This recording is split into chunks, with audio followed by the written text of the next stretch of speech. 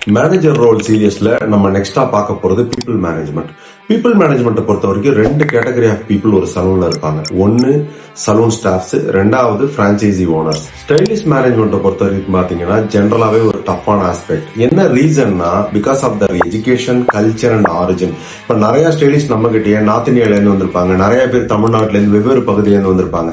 அவங்களோட கலாச்சாரமா இருக்கலாம், எஜுகேஷனா இருக்கலாம். இது இவ்வளவு வெரைட்டியா இருக்கும்போது இட்ஸ் ஆப்வியஸ் தட் அவங்களுக்குள்ள இருக்கிற ஒரு கமரேட்டரி, அதாவது ரிலேஷன்ஷிப் அவ்வளவு ஈஸியா இருக்காது. அடுத்தது நாங்க ரொம்ப முக்கியமா இன்சிஸ்ட் பண்றது பாத்தீங்கன்னா every manager should have professional relationship with the staffs.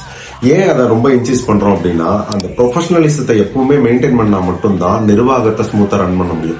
ஏதாவது ரூபத்துல ஒரு பர்சனல் ரிலேஷன்ஷிப், ஒரு கேஷுவலான ஃப்ரெண்ட்ஷிப் அந்த இடத்துல ரொம்ப இடம் கொடுத்தா அந்த மேனேஜர்னால அந்த சலூனை ஸ்மூத்தா ரன் பண்ண முடியல. இது எங்களோட அனுபவம். பீப்புள் மேனேஜ்மெண்ட் பொறுத்த வரைக்கும் அடுத்த கேட்டகரி என்னன்னு பாத்தீங்கன்னா பிரான்சைசி ஓனர் மேனேஜ்மெண்ட். எந்த அளவுக்கு ஸ்டாஃப் மேனேஜ்மெண்ட் முக்கியமோ இந்த பிரான்சைசி ஓனர் மேனேஜ்மெண்ட்டும் மேனேஜருக்கு நல்ல புரிதல் இருக்கணும். மேனேஜர் பிரான்சைசி ஓனர் ரிலேஷன்ஷிப்ல ரொம்ப முக்கியமா நான் பாக்குறது எல்லாத்தையும் சொல்லவும் கூடாது, எதையுமே சொல்லாம இருக்கவும் கூடாது.